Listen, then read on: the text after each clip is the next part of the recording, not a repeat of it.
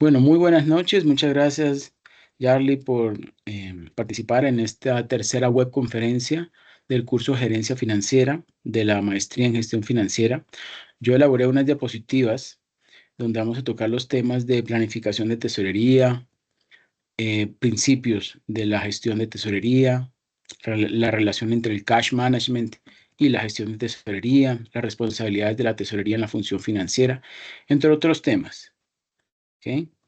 Y bueno, también bueno, les voy a preguntar, pues ahorita que nos reunamos los tres para saber cómo les fue en el simulador Corbatul. Yo sé que a ustedes, particularmente el grupo número 4, les fue muy bien, les ha ido muy bien, han logrado aumentar el valor de la empresa en las dos sesiones que han habido. Y bueno, pues esperemos que continúen así y pues que en esta tercera sesión o ronda también lo logren. ¿Ok? Voy a compartir pantalla y es que tengo aquí está.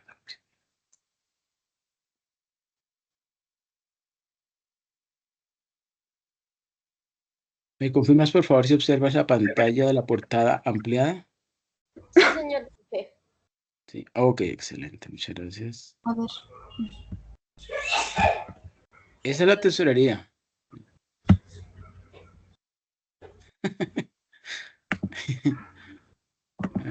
Esa es una imagen GIF. Ahora sí ya llovió.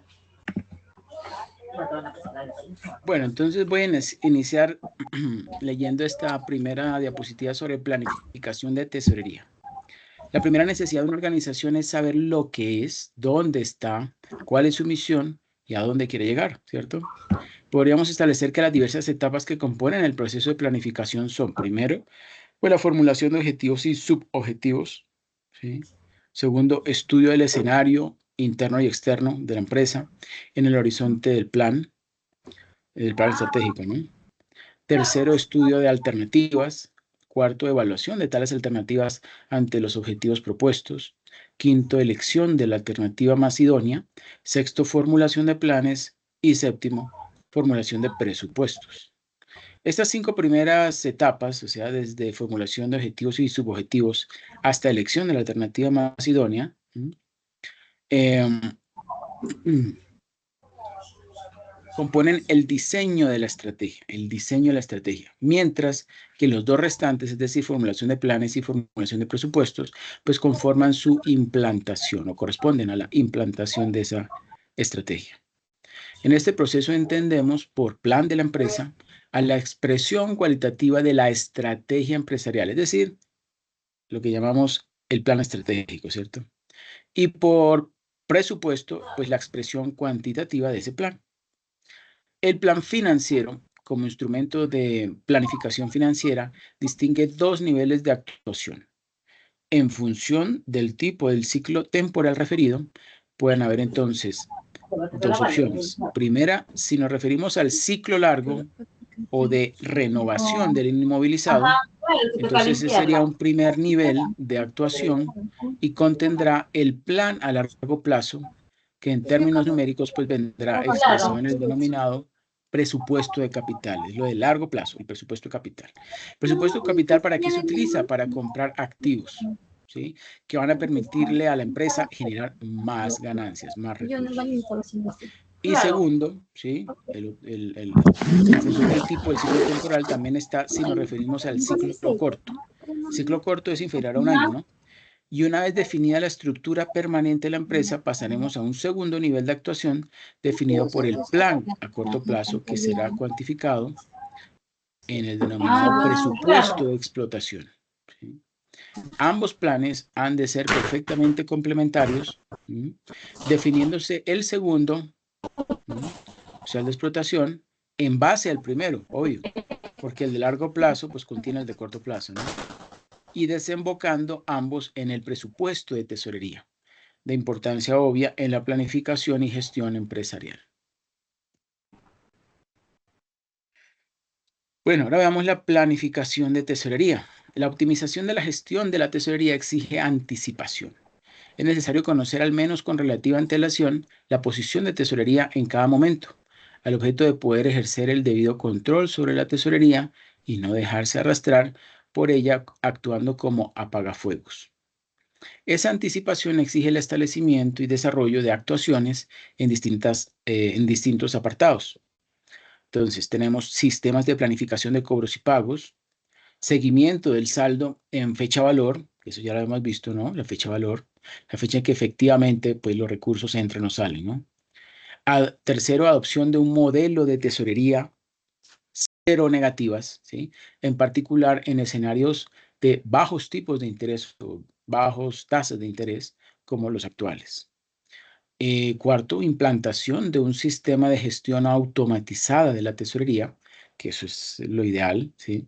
Quinto, utilización y aprovechamiento de los sistemas de banca electrónica, que también es lo deseado en la economía colombiana. Y sexto, mejora de las condiciones aplicadas para las distintas operaciones por las entidades bancarias. Las actuaciones persiguen dos objetivos concretos. En primer lugar, determinar de forma precisa la situación de la tesorería en un momento determinado y su previsible evolución en el futuro más próximo. Y en segundo lugar, establecer los criterios y medios adecuados que permitan anticipar los desfases entre las corrientes de ingresos y pagos y las acciones precisas para reducir al máximo dichos desfases y pues en todo caso para orientar el desarrollo y la evolución de dicha tesorería. A partir de la determinación de las necesidades a cubrir y a la vista del nivel disponible de los créditos o líneas de crédito e inversiones autorizadas y de los distintos tipos y costes aplicados, pues el tesorero debe abordar el problema de la elección entre los distintos instrumentos financieros con el fin de asegurar una gestión de tesorería de costo mínimo. Este objetivo se puede conseguir en gran medida por medio de la utilización de los denominados modelos de gestión automática de la liquidez, ¿sí? Los cuales, en función del algoritmo del programa utilizado, algoritmos son simplemente los pasos, ¿no? Los pasos con sus restricciones, ¿cierto? Entonces, en función del algoritmo del programa utilizado, se limitarán a indicar la oportunidad de una transacción o, por el contrario, indicarán de forma precisa, además de la conveniencia o no de la misma, pues la composición más interesante de esta. ¿Sí? ¿De qué mezcla la más adecuada? ¿Para qué? Pues para maximizar los recursos o el rendimiento, ¿no?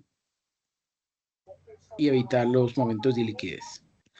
Presupuesto de tesorería. El instrumento más inmediato de que dispone el tesorero para optimizar la gestión de tesorería es el plan de tesorería. Este instrumento desarrolla una previsión de los flujos de tesorería diarios en fecha valor sobre un horizonte móvil. La calidad del plan de tesorería está relacionado con el intervalo considerado. Así, pues mejora en general a medida que se acorta la longitud del periodo abarcado. Claro, entre más corto sea esa estimación o ese horizonte de tiempo, pues más preciso van a ser las estimaciones de cuáles serán las entradas y salidas de dinero. En cambio, si yo hago una proyección a un año de cuáles van a ser las entradas y salidas de dinero, pues va a ser mucho menor esa probabilidad de éxito a que se lo hiciera, por ejemplo, en forma quincenal o hasta mensual, como lo hacen las MIPYMES. ¿Sí? Bueno. Entonces, en la práctica, un adecuado plan de tesorería tratará de contemplar un horizonte bimestral, dividido en 2 periodos mensuales, subdivididos a su vez en 2 periodos quincenales, ¿sí?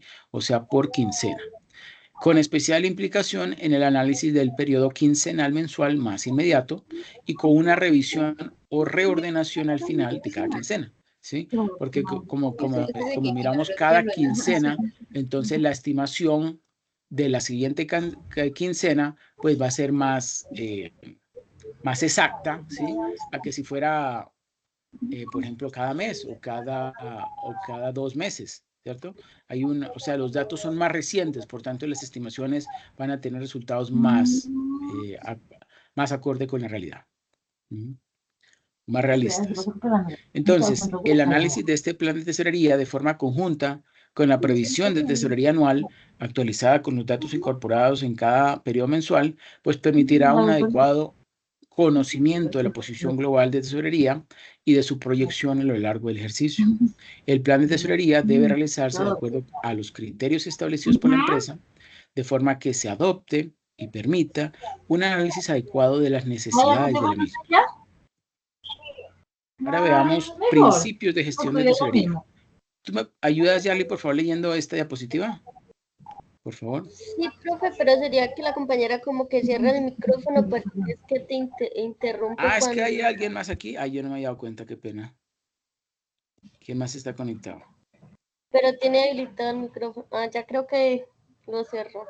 Darling. Es Darling. Buenas noches, Darling. ¿Tú puedes cerrar el micrófono, por favor? Ya lo cerró. Sí, Ya lo cerró. Yo le Perfecto. estaba escribiendo por el personal. Yo como pero compañera cierra el micrófono porque te estaba como interrumpiendo. Bueno, ya pues... Principios de gestión de tesorería. Se podría definir la gestión de tesorería o cash management como el conjunto de técnicas que actúan sobre la liquidez a corto plazo de la empresa, incidiendo al mismo tiempo sobre aquellos factores o procesos que se traducen de una forma inmediata en flujos monetarios con el objeto último de aumentar la rentabilidad de la empresa, reduciendo los fondos de maniobra y manejando la situación del circulante.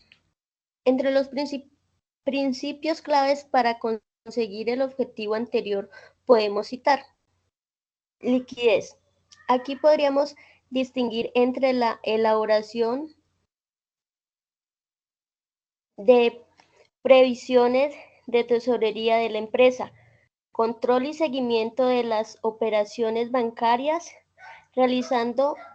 realizadas o en proceso, selección de cuentas bancarias, selección de medios de cobro y pago, transmisión de datos a otros sistemas de la empresa, contabilidad, credit, debit, etc. Necesidades.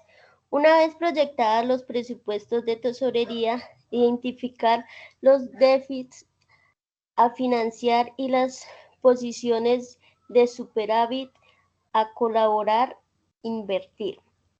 Para ello, deberá conocer todos los instrumentos a su disposición para cubrir una u otra eventualidad. Riesgos. El tesorero debe identificar los riesgos financieros que afectan a su trabajo, elaboración de políticas de riesgos en función de la valoración o medición de su exposición a dichos riesgos, elección de mercados intermediarios, etc. Condiciones bancarias. Englobada en una función más amplia, como es la relación con los bancos, el tesorero debe igualmente negociar las condiciones de las operaciones realizadas con entidades financieras, así como realizar el proceso de conciliación bancaria. Perfecto, muchas gracias, Yarly.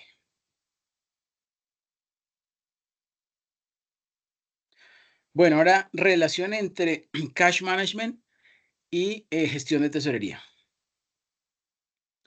El cash management es aquella área de la gestión de tesorería cuya misión consiste en considerar esa actividad como un centro de movimientos monetarios, con independencia de la actividad propia económica del banco. El concepto de cash management integrado en la gestión del circulante es amplio porque a él se integran, además de la colocación de excedentes de liquidez, ventas, cobros, pagos y fuentes de financiamiento. Las técnicas que se emplean en el cash management se pueden resumir en tres aspectos fundamentales. Primero, prever. Segundo, organizar los movimientos de saldos y tesorería. Y tercero, controlar. El objetivo es, entonces, control y planificación de la liquidez. Otro objetivo es minimizar los costos financieros. Tercero, obtener los fondos necesarios con la máxima rapidez. Cuarto, coordinar con los otros departamentos afectados. Quinto, financiar correctamente el fondo de maniobra a corto y largo plazo. Sexto, asegurar el cumplimiento de las obligaciones contraídas. Y octavo, control y gestión de las condiciones bancarias. No, perdón, séptimo, control y gestión de las condiciones bancarias. Bueno, ¿cuál es la misión de la gestión de tesorería? Entonces, son 10 puntos. Primero, implementar sistemas de medición y reportes de control y medición de efectividad. Segunda misión, la internacionalización de las actividades a nivel mundial. O sea que esto se puede hacer en todo el mundo y de la misma forma. O bueno, más o menos de la misma forma. O al menos con los mismos principios, ¿no? Tercero, controlar los riesgos como por ejemplo los cambiarios y de tasas de interés. Cuarto, la contratación de la liquidez debido a malas decisiones de inversión. Quinto, cobro de los activos a su vencimiento. Sexto, hacer buen uso de los mercados de derivados para que no interfieran con los resultados de la tesorería y por ende del negocio. Recuerden que estos derivados financieros se tienen que valorar todos los días, ¿no? A su precio de mercado. Bueno. Séptimo, desarrollar técnica y de negocio del tesorero. Octavo, relacionar el control y las implicaciones contables y fiscales antes de tomar una decisión. Noveno, implementar sistemas de información orientados a la planificación, análisis, apoyo a la toma de decisiones y monitoreo de las actividades de tesorería. Y décimo, el tesorero debe aprender a comunicar la realidad financiera de forma concisa y sencilla para asegurar que su mensaje pues sea comprendido no solo por la alta gerencia, sino por los gerentes de las diferentes áreas del banco. ¿Okay? Bueno, Darlene Viviana, ¿tú me ayudas por favor leyendo esta diapositiva? Por favor. Sí, buenas noches, ¿me escucha? Sí, señora, ya la escuchamos muy bien. Responsabilidades de la tesorería en la función financiera. Primero, la responsabilidad por la producción, manejo y flujo adecuado de la información contable y financiera. La calidad y oportunidad de presentación de la información contable y financiera son las bases fundamentales para que todas las personas que participan en la gestión financiera puedan llevar a cabo su objetivo. Segundo, responsabilidad por la administración eficiente del capital de trabajo. Significa establecer los niveles deseados de efectivo, cartera e inventarios. Controlar de manera permanente la inversión que se realiza para que se ajuste a lo establecido. Se requiere una continua revisión y ajuste. Tercero, responsabilidad por la sección y evaluación de inversiones a largo plazo. Todo lo relacionado a los activos que se requieren de marcha normal de la empresa. Se debe hacer una evaluación de los proyectos de inversión. La responsabilidad por la concepción y manejo de fondos requeridos por la empresa. El financista debe conocer y debe utilizar con la debida propiedad las fuentes de financiación para la empresa pueda utilizar. Debe mantener una estrecha relación con los inversionistas y la entidad de crédito. Gracias. Perfecto, muchas gracias, Darlene Viviana. Bueno, yo sigo. Porque faltaba, qué pena, también faltaba lo siguiente que lo voy a continuar yo. Debe tratar con los mercados o debe, sí, digamos, lidiar con los mercados de dinero o monetario y de mercados de capitales. El mercado monetario, ¿qué es? Es un mercado donde se negocian activos de bajo riesgo, pero de alta liquidez, ¿sí? Es decir, ofrecen rendimientos bajos, pero son muy líquidos. Fácilmente y rápidamente, pues, los compran y los venden, ¿sí?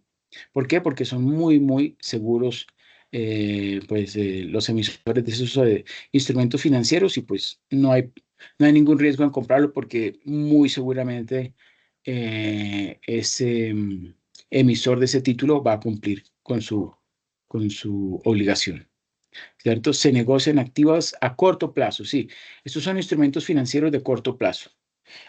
Ahí tenemos que, pues, letras de cambio, conciliaciones bancarias, etcétera, etcétera. Y mercados de capital, pues son mercados en donde se compran y se venden valores financieros. Los corredores y suscriptores facilitan las compras y las ventas de valores que efectúan otros participantes cobrando cuotas o comisiones por sus servicios. A través de estos mercados se obtienen generalmente los fondos y se negocian los valores de la empresa. Las empresas son afectadas por los mercados financieros Se emplean varios criterios para clasificar a los mercados financieros. Primero, según la fase de negociación del activo. Un activo puede comprarse o venderse y tiene dos fases. Primero, pues los recién emitidos, títulos recién emitidos, que se ubican, ¿sí? O se negocian, no se transan, en el mercado primario. ¿Y cómo es eso? Pues como lo que hizo Ecopetrol con sus acciones aquí en Colombia, ¿no? En el 2007. Eso fue con el 10% de su capital. Solamente el 10% lo puso en manos del público. ¿Para qué? Pues para que pudiera ser reconocido como una empresa mixta, ¿sí? De capital mixto. Bueno, entonces, ¿cómo hizo Ecopetrol? Pues él vendió sus acciones directamente a los compradores, ¿sí? De emisor a el cliente final, ¿sí? O al inversor final, ¿sí? Y creo que hasta dio crédito, me parece, en la emisión de esas acciones, sí. Bueno, y ve los activos ya emitidos, ¿sí? Suponiendo que esas acciones ya después de que, digamos, Ecopetrol se lo vendió directamente a Pepito Pérez y luego Pepito Pérez le vendió esas acciones a un tercero, a Pedro Picapiedra. ¿M? Entonces ya esa negociación de las acciones, digamos, ya al pasar de Pepito Pérez a Pedro Picapiedra, no se hizo por ahí que se lo encontró y le dijo, véndame unas acciones, no. Él tuvo que ofrecerlas en la Bolsa de Valores de Colombia, ¿sí? ¿Cómo? Pues a través de un broker, ¿no? Entonces puso en venta estas acciones y pues en ese caso Pedro Picapiedra era el que tenía interés en esa cantidad de acciones y a ese precio que le estaba ofreciendo Pepito Pérez y pues se las compró, ¿sí? Pero fue a través de la tecnología o de la utilización de el sistema de oferta y demanda de la Bolsa de Valores, en este caso de la Bolsa de Valores de Colombia, ¿no? Bueno que pues eso es un mercado secundario, ¿sí? Las bolsas de valores son mercados secundarios. Ujú.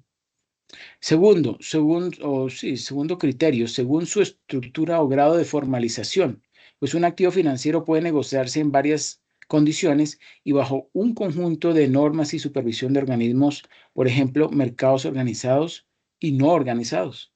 ¿Mm? Los mercados organizados son, digamos, en los que las transacciones son estandarizadas. Hay organismos, ¿sí? Que se encargan de vigilar estas operaciones. Y el clásico ejemplo de un mercado organizado es pues el mercado es el bueno, mercado secundario, ¿sí? O el mercado de una bolsa de valores, ¿sí? Allá se transan productos que son estandarizados, como por ejemplo los futuros, los contratos de futuro, ¿sí? O contratos a plazo perdón, contratos futuros y también las acciones, por ejemplo, la determinación de los precios de las acciones por medio de software especializado, entonces se logra fijar o establecer el precio más exacto, realista, simplemente con la oferta y demanda, ¿sí? El momento en que las órdenes de demanda son superiores a las de oferta, ¿qué pasa con el precio de la acción? Se sube, ¿cierto? Y al contrario, el momento en que las órdenes de venta, ¿sí? Son superiores a las de compra, pues el precio de la acción empieza a bajar, ¿cierto? Entonces, como quien dice, esa oferta y demanda es la que, en definitivas, pues va a determinar el precio de una acción. Bueno, y tercero, según las características de sus activos, los activos tienen peculiaridades y estructuras propias que lo van a diferenciar, pues, uno del otro, ¿sí? Entonces, una cosa puede ser una acción, otra cosa un ETF o fondo cotizado en bolsa, un fondo mutuo, ¿sí? Un fondo de inversión, bueno, y otros más instrumentos que hay por ahí. Ahora veamos los subtipos de mercados financieros. Entonces, a partir de los mercados financieros o dentro de los mercados financieros encontramos mercados de capital, mercado monetario, que dijimos es un mercado de corto plazo donde se transan instrumentos que son poco rentables, pero muy, muy líquidos o muy confiables para comprar y vender, ¿m? Porque obviamente los que los emiten son organismos o empresas muy sólidas. y que siempre han pues tenido buena reputación en su gestión. El mercado de derivados tiene que ver con el mercado de derivados financieros. ¿Cuáles son derivados financieros? Pues los contratos a plazo o forward, los contratos de futuro, las opciones financieras, ¿sí? Los warrants, ¿sí? O permutas, entre otros. Mercado de divisas. Pues ya saben que una divisa es una moneda de otro país que tiene gran aceptación por los inversionistas a nivel internacional y a nivel mundial. El mercado de divisas. Obviamente este es uno de los mercados más desarrollados y donde se manejan todos los días, 24 horas del día, unas cantidades de moneda pues exorbitantes, ¿no? Porque es que intervienen no solo los inversionistas privados, sino también los bancos, ¿sí? Y los bancos de todo el mundo, los grandes, de grandes capitales, de origen europeo, británico, ¿sí? Y asiáticos también, ¿sí? Chinos, entonces, digamos, y japoneses, donde el precio también está determinado por la oferta y demanda. Y se pueden obtener ganancias, pero toca tener muy claro cómo es ese procedimiento. También está el mercado de seguros, ¿sí? Y el mercado de commodities. ¿Saben qué es un commodity? ¿Quién me dice que es un commodity?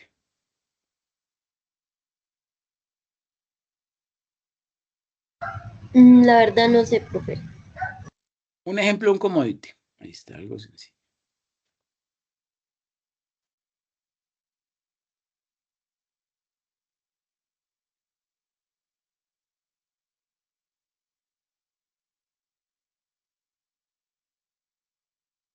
Que tiene que ver con petróleo.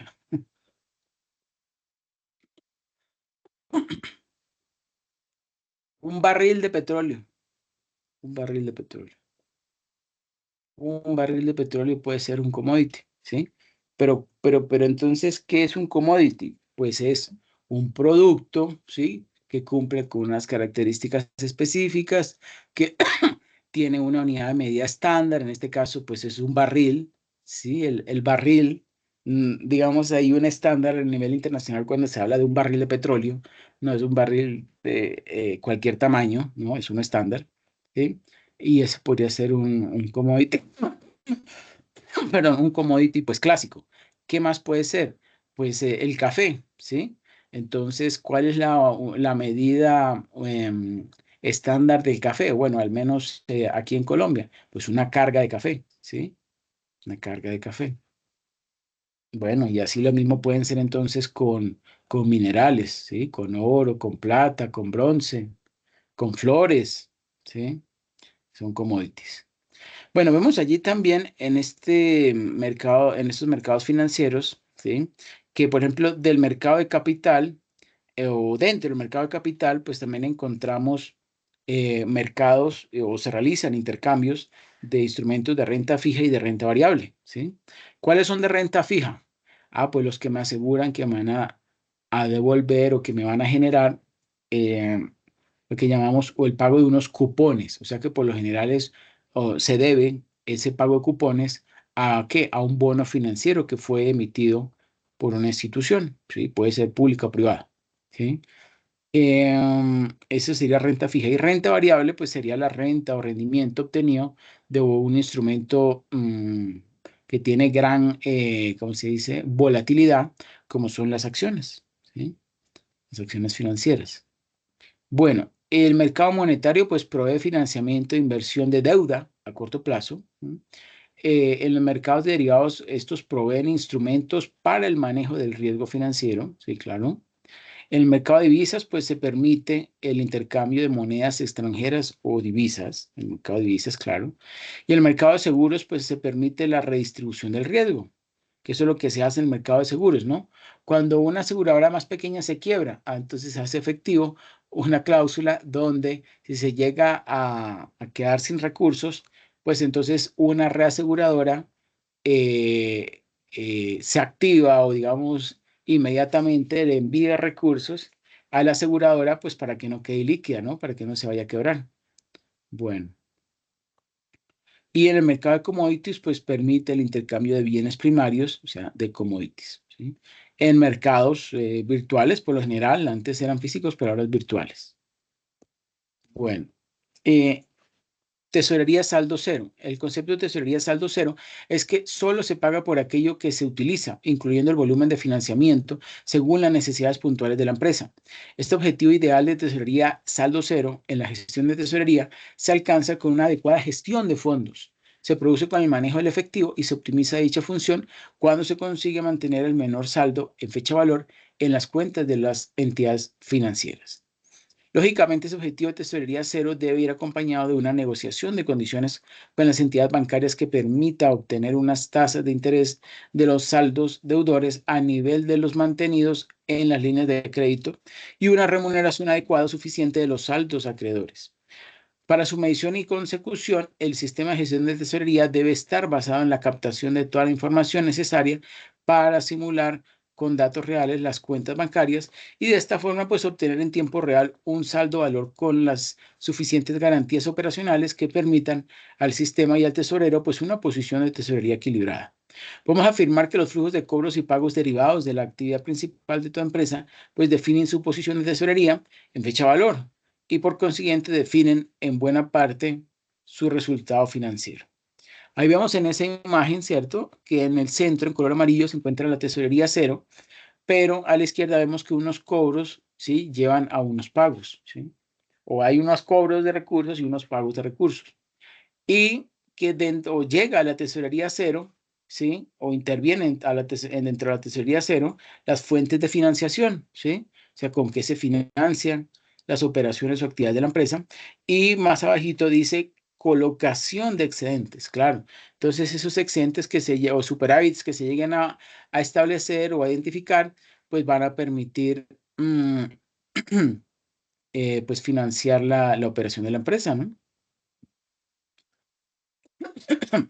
Y cuando esos recursos o mientras esos recursos no se necesitan, pues se pueden obtener un rendimiento a partir de ellos, o sea, ponerlos a producir. ¿Sí? Lo que llamamos ahí en la flecha verde hacia abajo, pues colocación de excedentes. Bueno, podemos afirmar entonces que los flujos de cobros y pagos derivados de la actividad principal de toda empresa definen su posición de tesorería en fecha valor y, por consiguiente, definen en buena parte su resultado pues, financiero. ¿Quién me ayuda, por favor, leyendo esta? Tesorería cero. Puede ser Charlie o Darling.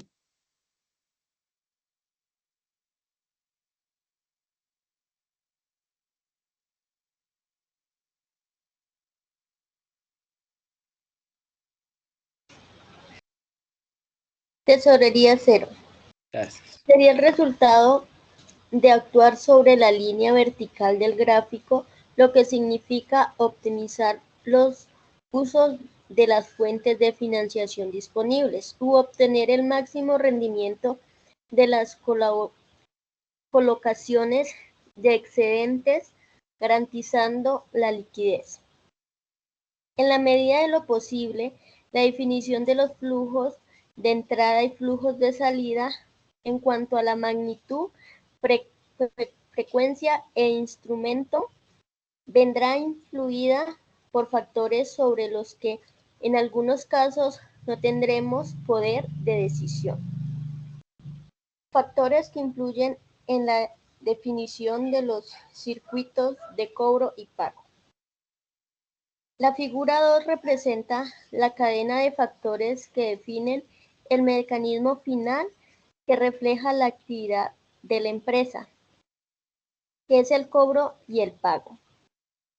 Se da como definido e inamovible el factor, sector y posición del mercado, y se comentará brevemente los demás. Primero, política de ventas y crédito a cliente. Esta política viene en gran parte determinada, como se indica en el gráfico, por factores como el sector donde la compañía desarrolla su actividad, su posición de mercado respecto a sus competidores y sus propios objetivos estratégicos. No obstante, teniendo todo ello en consideración, no está de más considerar el área comercial de la importancia de la optimización en los circuitos de cobro, en tanto que una reducción en los plazos redundará en una mejora tanto en el balance como en el resultado de la compañía.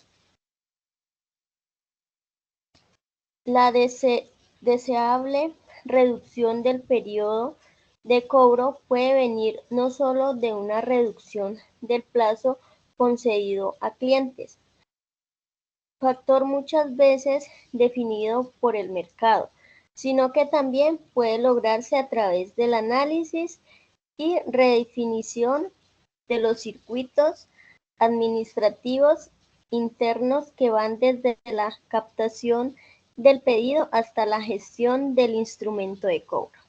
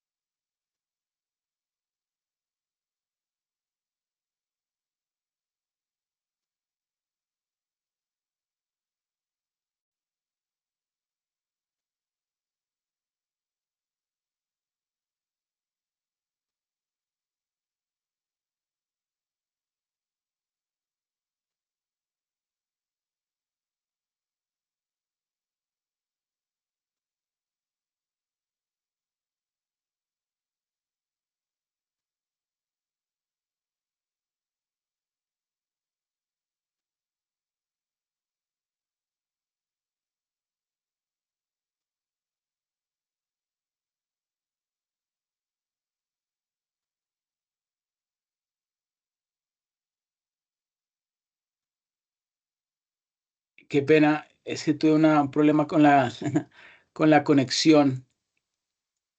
¿Ustedes están ahí conectados? Sí, profe, yo terminé de leer la diapositiva. Ah, ok, muchas gracias, qué pena. Bueno, yo continúo.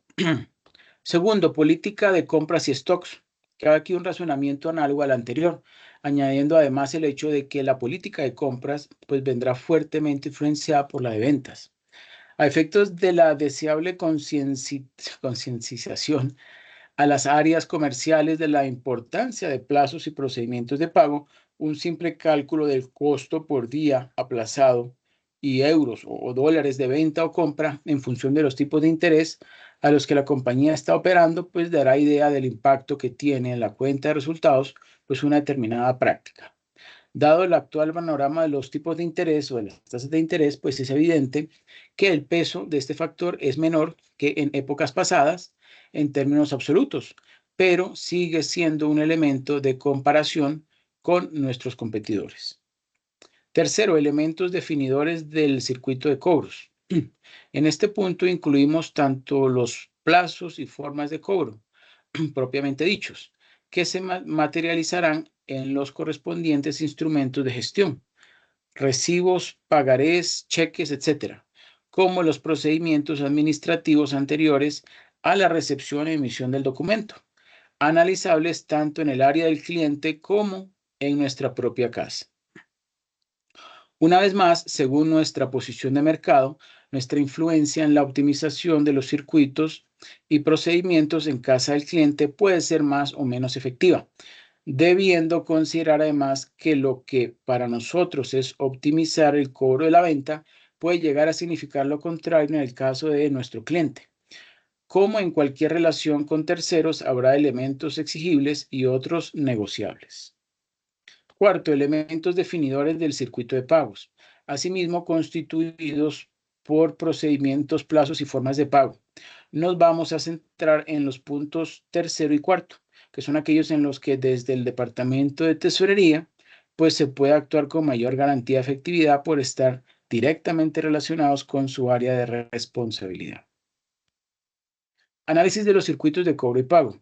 Englobaremos en el concepto de circuito 3 puntos a analizar. Primero, procesos administrativos. Segundo, plazos de cobro y de pago. Y tercero, instrumentos de cobro y de pago. Con relación a estos 3 puntos, ¿sí?, deberemos analizar en qué medidas son mejorables, analizando el coste de los cambios a aplicar para su optimización en comparación con los beneficios obtenidos en contrapartida. Para el estudio de los medios, tanto de cobro como de pago, analizaremos los factores que se definen a continuación: iniciativa, operativa, costo, financiación y seguridad. Según se trate de cobro o pago, algunos factores serán más importantes que otros para la decisión, pero para la mayoría de ellos, lo que desde el punto de vista del cobro es una ventaja, se tornará en inconveniente en el análisis para el pagador. Una vez más, el razonamiento nos llevará a la necesidad de negociación con terceros en cada caso. La iniciativa. Plantémonos la pregunta: ¿quién inicia la acción de cobro o pago? El primer factor a analizar es de suma importancia en cuanto afecta a la emisión de los instrumentos en los que se fija importe y vencimiento.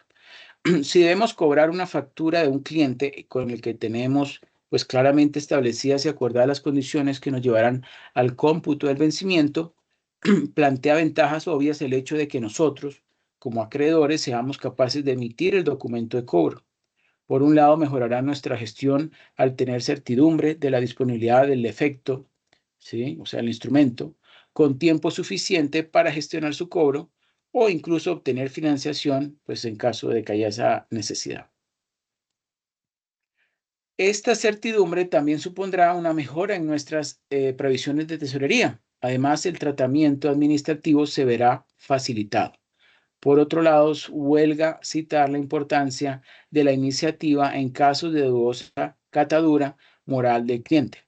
Si no tenemos la iniciativa deseable, pues también para el pago a terceros por análogo razonamiento debemos preguntarnos: ¿tenemos poder de negociación para cambiarlo? Operativa. Ahora la pregunta ¿es práctico administrativamente? No es más que una consideración de costo. Eso sí, no tan explícito como el bancario. Es muy distinto y los gestores de cobro nos darán la razón. Recibir un documento de un cliente y adivinar las facturas y documentos varios que cancela, ¿sí? Que seleccionar una opción en nuestro software que nos genere un documento de cobro, pues cancelando las facturas seleccionadas. No nos referiremos necesariamente a papel cuando hablamos de documentos, ¿sí? No. Bueno, eso es la operativa, el costo. Cada instrumento o medio de pago llevará aparejados una serie de costos que se deberán analizar, distinguiendo entre costos explícitos, como comisiones bancarias, impuestos principalmente, e implícitos, entre los que destaca el concepto de float, ¿no? A este concepto le dedicaremos más adelante un punto específico, dado su importancia. Y tercero, financiación. Desde nuestra perspectiva financiera, la obtenemos fácilmente en el cobro y desde un punto de vista de servicio al proveedor, ¿la facilitamos en el pago? Hay que ver, ¿cierto? Y en cuanto a seguridad, pues especialmente importante en los medios de pago por razones obvias, ¿sí? Porque si una aplicación de software no es segura, pues nadie va a querer hacer operaciones porque puede perder plata, ¿no? No obstante, también es elemento a considerar en el cobro, ya no tanto desde el punto de vista de seguridad contra el fraude, como de seguridad desde el punto de vista de fiabilidad, ¿sí? Fiabilidad del circuito.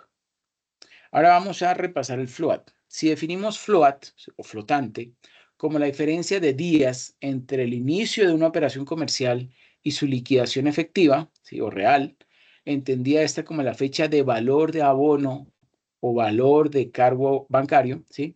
La pregunta que en este punto debemos formularnos en el caso de un cobro es ¿cuándo se inicia la operación de venta?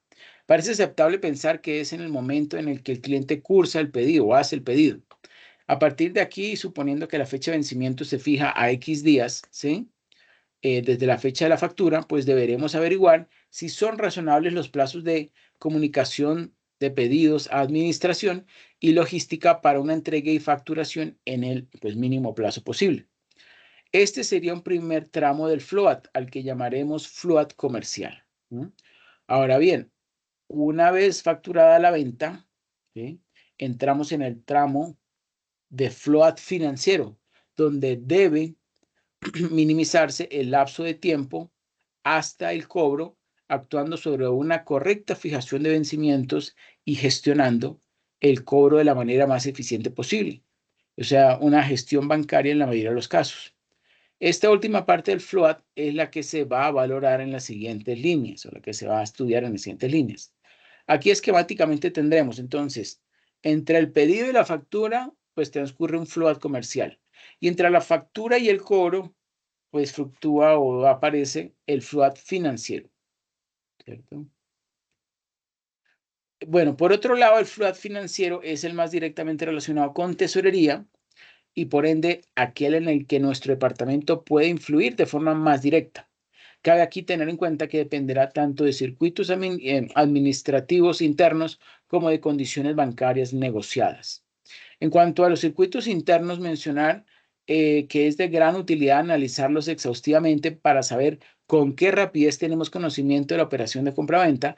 Cuando hablamos de conocimiento nos referimos a entrada del dato en circuitos informáticos que permitan un tratamiento tanto a nivel de gestión de cobro-pago como a nivel de elaboración de las correspondientes previsiones. Preguntémonos también si, por ejemplo, una vez recibido un cheque de clientes, alguien lo entretiene para trámites internos, necesarios sin duda antes de cederlo a tesorería para su ingreso. La idea que pretendemos lanzar es que a pesar de que aquí se analizarán estrictamente documentos y medios de cobro y pago, no debemos quedarnos solo en el análisis de estos, sino también tratar de mejorar nuestras organizaciones administrativas. Muchas veces un análisis previo, como sugerido, pues provoca mejoras en la gestión que se hacen evidentes en los resultados de la empresa. Vamos a analizar cada uno de los principales instrumentos de cobro. Entonces, ahorita vamos a ver los instrumentos de transferencia. Desde el punto de vista del cobro, es el menos deseable de los medios disponibles. En la transferencia, la iniciativa es del deudor, provocando la incertidumbre en nuestro lado. Como veremos en el cheque en el que tampoco tenemos la iniciativa, al menos decidimos la entidad en la que lo ingresamos, cosa que en la transferencia pues nos viene dado. Por si fuera poco, normalmente la información que acompaña a la transferencia es pobre, ya que suele ser una liquidación bancaria con escaso espacio dedicado a detalles de facturas canceladas, ¿cierto? Bueno, ¿quién me ayuda, por favor, transferencia y cheque? Darling o ya. Darling.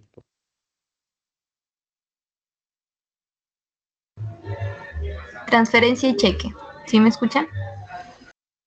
Sí, señora. Transferencia y cheque. Por ello es deseable obtener del cliente un aviso previo del envío, especificando fecha y detalles de documentos liquidados con antelación, suficientes para gestionar nuestra posición en fecha-valor. En caso de necesitar, la fecha-valor del cargo en la cuenta del cliente nos servirá para reclamar posibles retrasos en la fecha-valor del abono en nuestra cuenta, ya que en principio el cliente no se ha afectado por la entidad en la que está la cuenta de destino. Es deseable que, si existe un banco común al cliente y proveedor, los pagos se efectúen a través de aquel, con lo que ganaremos algún hábil en el cobro, la valoración del cargo y el abono en caso que deben coincidir. En resumen, la transferencia nos provoca problemas en, primero, gestión de tesorería, difícil de control de previsiones. Segundo, gestión administrativa del cobro, pobreza de información. Tercero, coste de información del float, difícil de controlar. El cheque. En el cheque podemos distinguir dos categorías: el cheque de cuenta corriente, conocido como talón, el cheque bancario, tanto si se trata de cheque emitido por el deudor como si este es emitido por banco. La única diferencia que tendremos es la garantía de su pago, es decir, que el único factor que nos diferencia es la seguridad. Respecto al anterior medio de pago, la transferencia, obtenemos una única mejora en el campo de la gestión: la capacidad de decidir a cuál de nuestras entidades financieras aplicáramos el cobro. Otra de las mejores que obtenemos en comparación con la transferencia en que, en caso de impago, disponemos de un documento emitido conforme a la ley cambiaria, por lo que ellos nos reporta en cuanto a posibilidad de iniciar acciones legales para reclamar su pago. Volviendo a la comparación de las dos categorías de cheque, no aparecen más diferencias que la que ya mencionamos con la garantía de pago. Perfecto, muchas gracias. Bueno, yo sigo. Ambos son efectos en los que la iniciativa la tiene el deudor. En este sentido, no cabe más que esperar a la fecha de vencimiento para llamar al cliente, pues recordándole si es necesaria la exigibilidad de la deuda. Es aquí cuando se hace verdaderamente necesario tener un acuerdo de cálculo de vencimiento claro para que la reclamación sea efectiva. Desde el punto de vista de la financiación, el cheque no nos permite acceder al descuento comercial, dado que se trata de un documento emitido a la vista. Esto puede suponer un problema para aquella empresa que tenga dificultad de acceso a otras fuentes de financiación. En general, podemos decir que se trata de un documento aceptable cuando la confianza con el deudor lo permita o bien su posición en la negociación así lo exija, dado que no reporta apenas ventajas respecto al cobro por transferencia.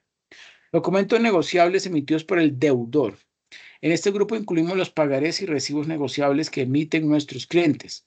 Nos encontraremos en este grupo una variedad importante de documentos como pagarés normalizados, ¿sí? Pagarés no normalizados o no estandarizados, con o sin cláusula, ¿cierto? No a la orden, recibos, certificaciones de pago, etc. Y entre todos ellos los recibidos con días de antelación al vencimiento, suficientes para gestionar su cobro, los que no, y los recibidos incluso con posterioridad a su vencimiento. Se trata de efectos físicos que nos provocarán la misma problemática administrativa que los anteriores: asignación de los efectos a facturas emitidas, conciliación de diferencias por descuentos aplicados por el cliente, contabilización de estas, etc. Además, la heterogeneidad citada en el párrafo anterior complica la gestión de cobro al vencimiento, dado que exigen la misma heterogeneidad en el tratamiento de los ingresos bancarios. Una vez más es importante, bueno, importantísimo, en estos documentos, pues evitar que el tratamiento administrativo afecte el flow financiero. Seguramente una copia de documento servirá para trámites contables, mientras que el original puede estar ya ingresado desde su recepción en la compañía. Aquí tenemos un cuadro con los factores de análisis en documentos de cobro. Vemos, por ejemplo, allí los instrumentos de cobro son de transferencia, de cheque, documento deudor y documento acreedor. Entonces, para el factor iniciativa, sobre el cuadro resumen de los factores de análisis en cada documento de cobro, pues la transferencia es, el instrumento de cobro es el deudor, el de los cheques también es el deudor, el documento deudor, pues también del deudor, y el documento acreedor, pues el acreedor, del acreedor. Otro instrumento de cobro, ahorita es de operativa. La operativa en esos instrumentos de cobro, pues puede ser transferencia mínima, cheque mínimo, documento deudor mínimo y documento acreedor también. No, y documento acreedor ahí sí máximo. En cuanto a costo explícito, pues para la transferencia pues es pequeño, para el cheque también es pequeño, para el documento deudor sí es grande, ¿sí? O mayor, y para el documento acreedor pues sería pues mayor pero minimizable. La financiación al acreedor, pues para transferencia ninguna, para cheque ninguna, para documento deudor sí es accesible y para documento acreedor pues también es accesible. Seguridad, o sea, reclamación jurídica del impago. La transferencia es mínima, en el cheque es mayor, ¿sí? En el documento deudor, pues varía dependiendo o en función del documento, y el documento acreedor, pues es mínimo, ¿sí? Mínimo. Medios de pago. Veremos ahora la otra cara de la misma moneda. Ello implicará que los racionamientos a favor de ciertos medios de cobro se nos vuelvan en contra cuando somos nosotros los deudores. Aquí una vez más entrará en juego la posición que cada empresa por sí misma y por características de su mercado pues tenga la negociación o la negociación con proveedores. La domicilización de recibos. Por los mismos motivos que es deseable en el cobro es es del todo aconsejable en el pago. Si aceptamos que un proveedor nos gire recibos a nuestro cargo, podremos optar por dos alternativas. Si el proveedor accede, pues domiciliarlos, con lo que nos encontraremos los cargos en cuenta y deberemos contrastar a posteriori pues su bondad. Deberemos efectuar el contraste dentro del periodo que la banca concede para, en caso de no ser correcto, pues retornarlo al emisor. Nuestras previsiones de tesorería no serán todo lo fiable que podría desear o que cabría desear. B, no domiciliarios, con lo que si bien ganaremos en control de cargos bancarios, pues añadiremos la molesta tarea de contestar los avisos de adeudo, cumpliendo los datos de la cuenta bancaria donde deseamos atender cada recibo. Veamos pues que desde el punto de vista de gestión deja bastante que desear y carecemos de iniciativa. Por otro lado, la seguridad es mínima en el sentido de encontrar cargos incorrectos en los que por importe, pues el banco tenga facultad de cargo sin previa autorización. Normalmente no serán problemas graves por volumen, pero sí la incidencia difícil de resolver si no reaccionamos a tiempo. Y sin llegar al fraude, la discrepancia con nuestros proveedores deberá ser discutida con posterioridad al cargo. Los cheques de cuenta corriente. Siempre que nuestro sistema informático esté preparado para una emisión masiva de cheques de cuenta corriente, este medio de pago tiene ya ventajas palpables, ¿sí? ¿Quién me ayuda, por favor, leyendo medios de pago? Por favor.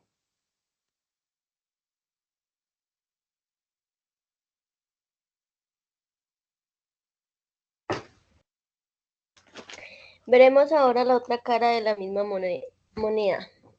Ello implicará que los razonamientos a favor de ciertos medios de cobro se nos envuelven en contra cuando somos nosotros los deudores. Aquí una vez más entrará en juego la posición que cada empresa por sí misma y por las características de su mercado tenga en la negociación con los proveedores. La domiciliación de los recibos por los mismos motivos que es deseable en el cobro. Es del todo desaconsejable en el pago. Si aceptamos que un proveedor nos gire recibos a nuestro cargo, podremos optar por dos alternativas. Si el proveedor accede a domiciliarios con los que nos encontraremos los encargos en cuentas y deberemos contrastar a posterior de su bondad. Deberemos efectuar el contraste dentro del periodo de la banca con sede para caso de no ser correcto, retomarlo al emisor. Nuestras provisiones de tesorería no serán todo lo fiables que cobraría desear. B. Los domiciliarios con los que... Se dice no domiciliarlos, no domiciliarlos.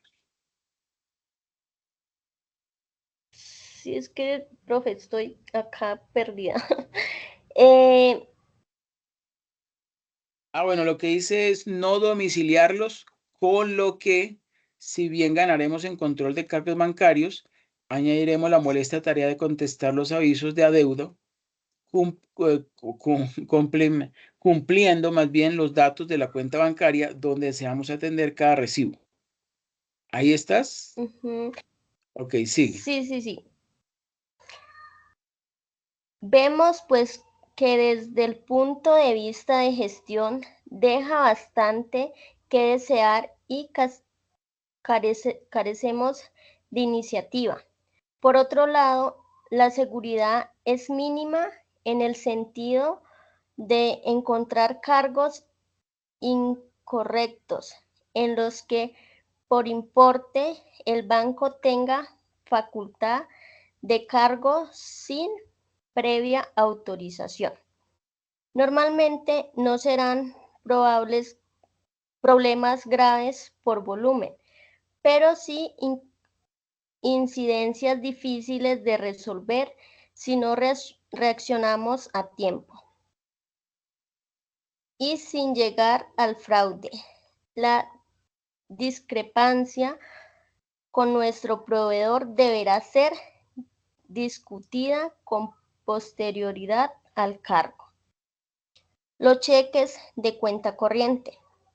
Siempre que nuestro sistema informativo esté preparado para una emisión masiva de cheques de cuenta corriente, este medio de pago tiene ya ventajas palpables.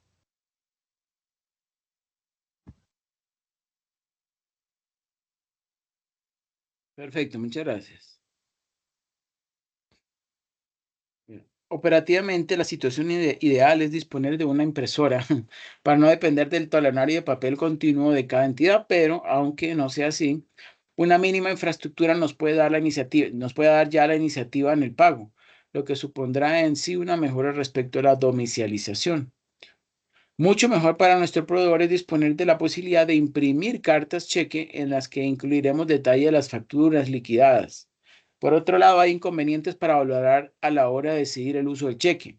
El primero de ellos es la complejidad derivada del manejo de los documentos. Nos referimos aquí a la compilación administrativa del manejo físico del papel, que incluye el manipulado y la firma y el envío de los documentos. Aunque la firma de cada documento puede interpretarse como la posibilidad de establecer mecanismos de auditoría interna, en la práctica no es más que un estorbo, ya que tales mecanismos son mucho más eficientes cuando se han definido en el periodo o circuito de pago, estableciendo correctamente las facultades de firma de facturas, su registro en contabilidad y limitando la emisión de cheques únicamente a lo que está contabilizado o esté contabilizando conforme a los principios definidos. Adicionalmente, se pueden establecer controles aleatorios de los cheques una vez emitidos. A esto hay que añadir la necesidad de disponer de un software de conciliación contable, dada la complicación en el seguimiento de los cargos en cuenta. Nos permitimos, además, en este punto, sugerir un control de las fechas de valoración de los cargos. Por si fuera poco, el cheque además no facilita la financiación a nuestro proveedor y es el medio de pago peor parado en cuanto a seguridad. Bueno, ¿quién me ayuda por favor leyendo este diapositivo de esos dos medios de pago?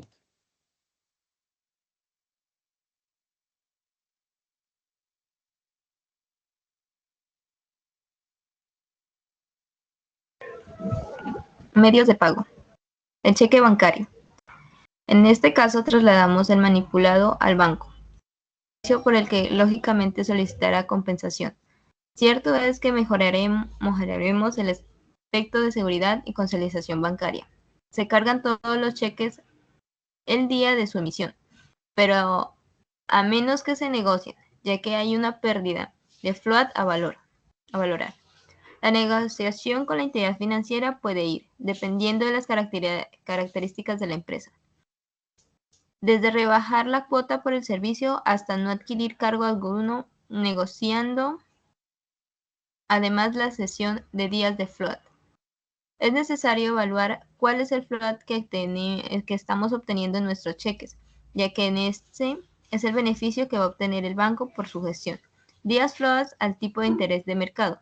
Una vez evaluado, estaremos en disposición de decidir comparando con el ahorro de costes de manipulación y las mejoras en seguridad.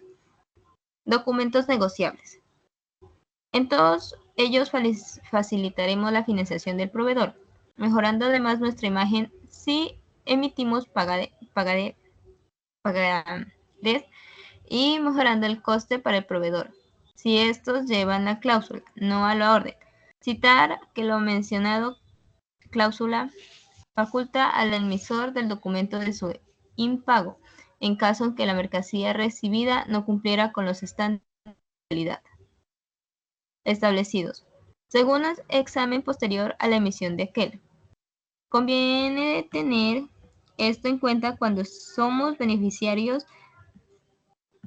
de efectos de estas características. Tienen además los convenientes comentados más arriba en cuanto a la posibilidad de reticencias para la cesión de descuentos por parte de la banca, dada la falta de acciones conviarias para el tomador. No obstante, siempre será mejor visto de un recibo emitido por el acreedor en cuanto a operativa. La conciliación bancaria se facilita, ya que el cargo de los documentos se produce en la actualidad del día del vencimiento. Ello da idea, por lo tanto, que la pérdida del día de float respectivo al cheque. No obstante, una vez es más negociable el valor del cargo en cuenta en función de la fecha de compensación, aunque en este caso el beneficio es mínimo, ya que normalmente existen muy pocos días de diferencia entre vencimiento y compensación. Perfecto, muchas gracias. Bueno, yo sigo y de tarjetas de crédito. Pues no quisiéramos terminar la disposición de medios de cobro y pago sin referirnos a las tarjetas de crédito, que pueden ser importantes no solo a título personal, sino también como instrumento de pago en empresas. La hemos situado como elemento de pago, siendo no obstante conscientes de la importancia que tiene también como medio de cobro en sectores como el del comercio detallista en todas sus modalidades. Existen toda una serie de pagos en la compañía no derivados de la compra necesariamente, sino principalmente de la venta. Nos estamos refiriendo a los pagos de gastos de viaje de la red comercial, peajes de autopista, parkings, billetaje aéreo, hoteles, etc. Estos pagos provocan una doble problemática en muchos casos: la necesidad de facilitar anticipos al personal y la posterior liquidación por caja de las notas de gastos emitidas. El primero supone una movilización de fondos relativamente importante y el segundo una complejidad administrativa. Además, en muchos casos, los justificantes adjuntos pues contienen información suficiente para deducirnos el IVA soportado. Eso tiene que ver con el IVA de las compras, ¿sí? El IVA soportado. Bueno, conclusiones, pues evidentemente existen otros medios de cobro y pago que se están utilizando en el mercado y que no han sido expuestos. No obstante, no se ha pretendido un análisis exhaustivo de los medios de cobro y pago, sino pues sugerir una vía de análisis de los más habituales. A partir de aquí, es usted quien corresponde evaluar cada uno de los medios de cobro y pago que tenga a su alcance, en función de las características del mercado donde se desarrolle la actividad. Tendremos mayor o menor posibilidad de elección de un medio u otro, pero dentro de nuestro abanico disponible, la elección será básicamente subjetiva. En otras palabras, el peso que daremos a cada uno de los factores de análisis sugeridos, como iniciativa, operativa, coste, financiación y seguridad, pues será distinto en cada caso y definirá la elección final dependiendo de quién tome la decisión. ¿Sí? Bueno, y no es más.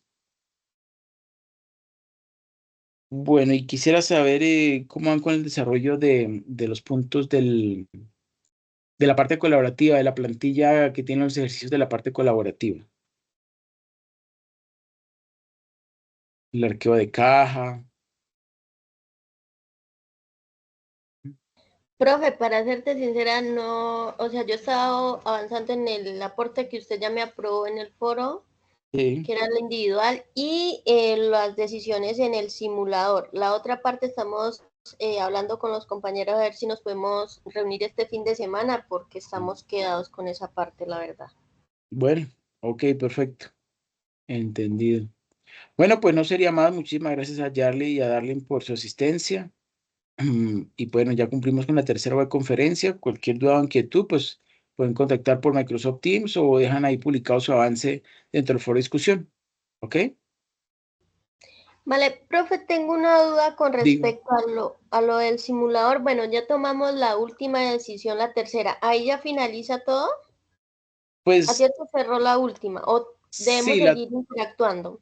no, después de que se hayan tomado las decisiones, que hayan registrado el presupuesto de estado de situación financiera y de estado de resultados, y pues que le dan calcular para que lo tome, sí, ahí sí ya simplemente falta esperar a que el mismo sistema corra ese presupuesto y pues, arroje el resultado final para ver qué tanto se desvió de ese presupuesto que ustedes habían planteado y pues genere el ranking respectivo y el puntaje respectivo. Eso, pues eso lo hace al día siguiente del determinación pues de la simulación. Okay. Sí, pues ayer se cerró, hoy ya está actualizada la tercera decisión. Entonces ya con esa información vamos a hacer el análisis. Correcto, hacen el análisis que consiste en hacer la presentación en PowerPoint. PowerPoint. De acuerdo, profe, gracias. Bueno, con muchísimo gusto, Yarly. Pues nada, muchas gracias por haber participado y nos estamos viendo ya creo que sería lo que falta es la última sesión de Aprendiendo con mi tutor, donde voy a hacer una breve explicación sobre la actividad paso número 5 y pues no sería más. Ujú. De acuerdo, profe, gracias. Bueno, con mucho gusto, que pasen una feliz noche. Igualmente. Bueno, chao, chao.